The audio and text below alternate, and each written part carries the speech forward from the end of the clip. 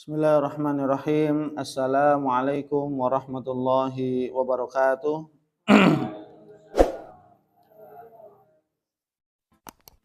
Alhamdulillahi rabbil alamin. Hamdan katsiran tayyiban mubarakan fi kama yuhibbu rabbuna tabaraka wa ta'ala wa yarda. Asyhadu an la ilaha illallah wahdahu la syarika lah wa asyhadu anna Muhammadan abduhu wa rasuluh. Allahumma salli wa sallim wa zid wa barik ala nabiyyina Muhammadin sallallahu alaihi wasallam wa ala alihi wa ashabihi wa man ihtada bihadihi wastanna bisunnatihi ila yaumiddin, amma ba'd.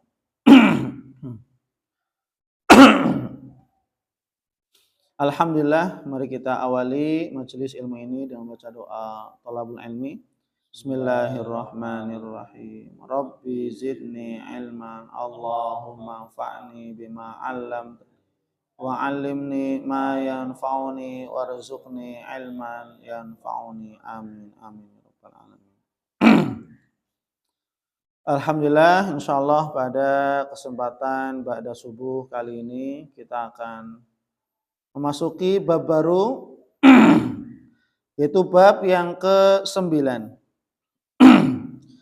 Bab yang ke-9 yaitu tentang babut tafakkuri fi azimi makhluqatillahi ta'ala wa fana'id dunya wa ahwalil akhirah wa sairi umurihima wa taksirin nafsi wa ghairiha. Bab yang ke-9, bab yang baru, yaitu bab tentang bertafakkur atau menafakuri keagungan ciptaan Allah Subhanahu wa taala, wa fana'id dunya wa ahwalil akhirah, dan kebinasaannya dunia, ya, dan kejadian-kejadian yang mengerikan, haulun ahwal, itu kejadian-kejadian yang mengerikan tentang kehidupan akhirat. Jadi pada bab yang ke-9, bab yang menjelaskan tentang agar kita senantiasa bertafakkur. Tafakkur dari kata tafakkara yatafakkaru tafakkuron, yang artinya kita berpikir, merenungkan keagungan ciptaan Allah Subhanahu wa taala, merenungkan bahwasanya dunia ini akan hancur binasa, merenungkan tentang tahapan-tahapan atau kejadian-kejadian kelak di akhirat pada hari kiamat. Ya. Maka di sini bertafakkur tentang keagungan Allah Subhanahu wa taala, bertafakkur tentang bahwasanya dunia ini akan hancur, binasa, musnah, fana, bertafakkur tentang kejadian-kejadian kelak pada hari kiamat akan memberikan kepada kita beberapa hal. Yang pertama adalah yub'itsuhu 'ala zuhdi fiha, akan membangkitkan jiwa seseorang untuk semakin zuhud terhadap dunia. Semakin sederhana, semakin tidak fokus ngurus dunia, semakin tidak cinta, ya, kepada dunia secara berlebih-lebihan, namun dia fokus kepada akhirat. Maka ketika orang yang senantiasa bertafakur keagungan Allah, bertafakur, merenungi bahwasanya dunia akan binasa, hancur, bumi akan hancur, semuanya akan hancur, alam semesta, dan esok akan kita, ya, mengalami kehidupan akhirat. Kehidupan akhirat yang begitu berat. Ya.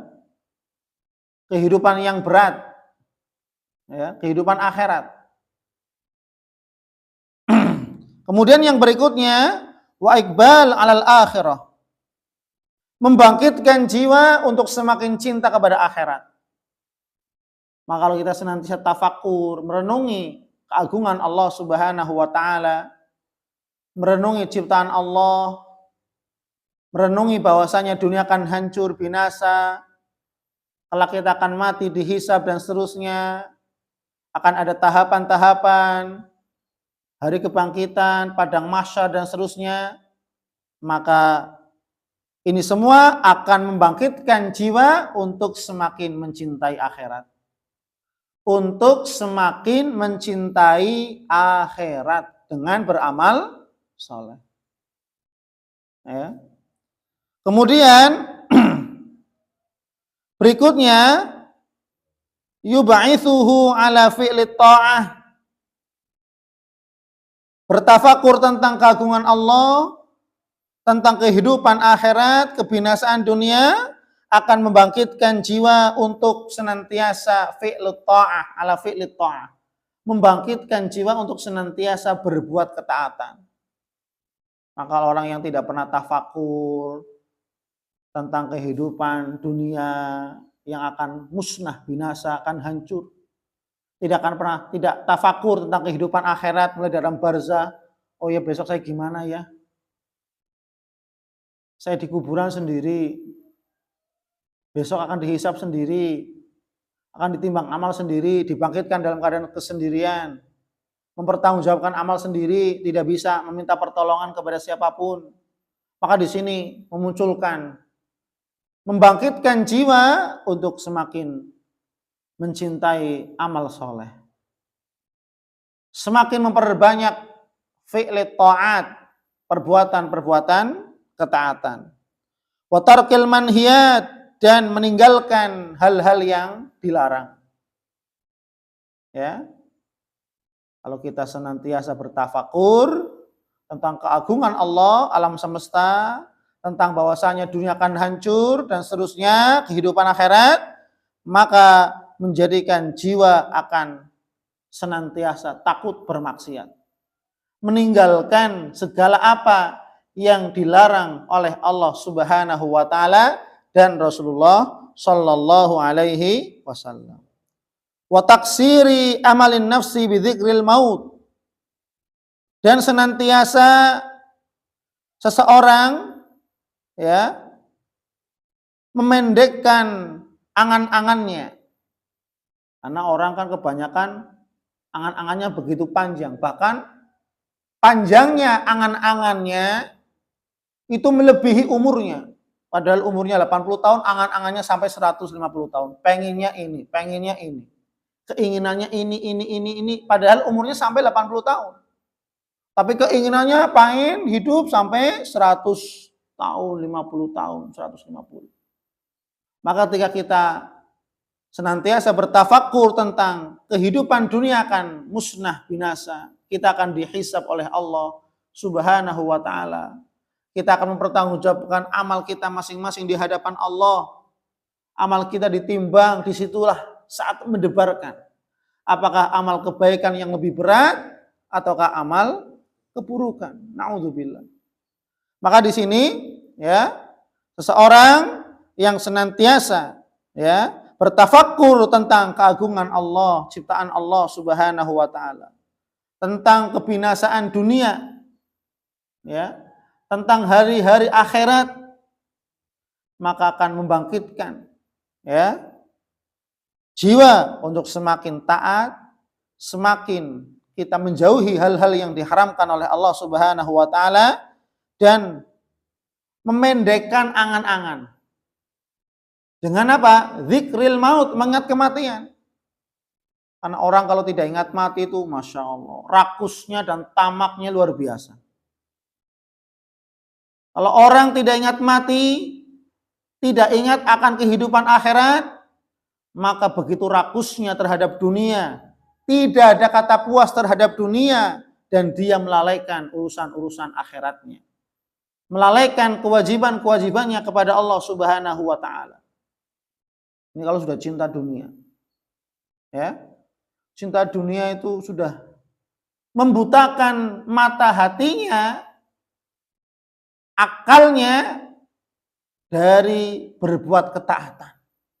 Kalau sudah cinta dunia, ya, menjadikan seseorang sudah tidak melihat apa itu sholat.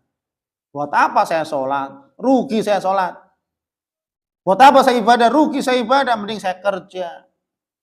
Ya, saya kepotong waktu 5 menit buat sholat. Mending saya dagang. Mending saya bekerja. Memanfaatkan waktu dan seterusnya.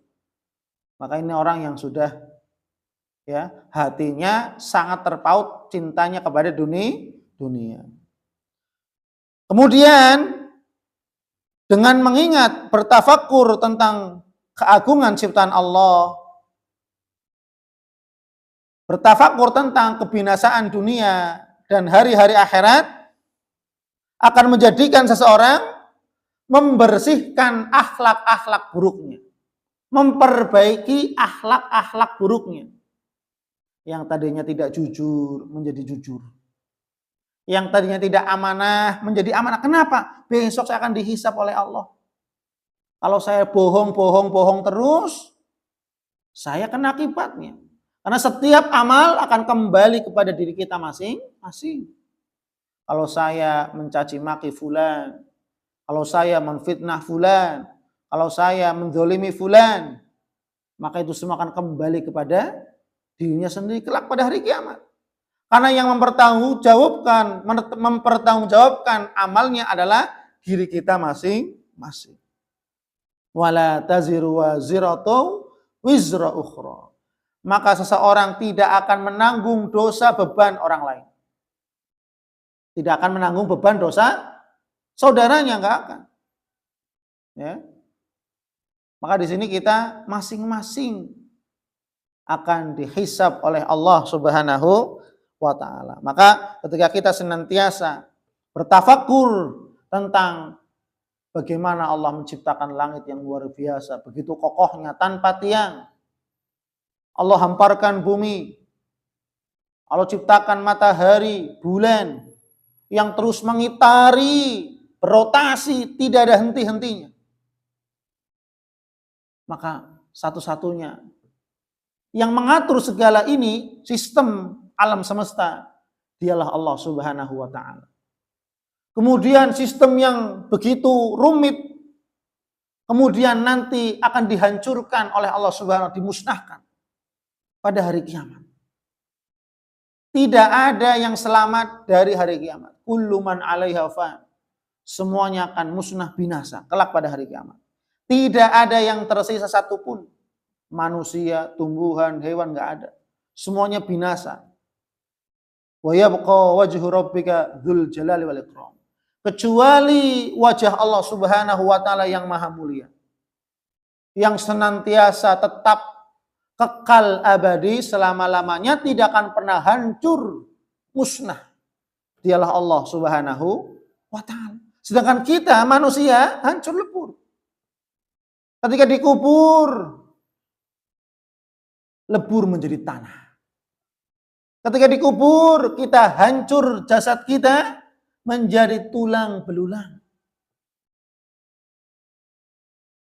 Maka kalau seandainya kita bertafakur tentang hal-hal yang sifatnya akhirat, mulai dari alam barzah, bagaimana besok hari kiamat, hari kebangkitan, di padang mahsyar yang begitu panasnya luar biasa, matahari ditarik di atas kepala kita akan tenggelam dengan keringat-keringat masing-masing sesuai dengan amalnya.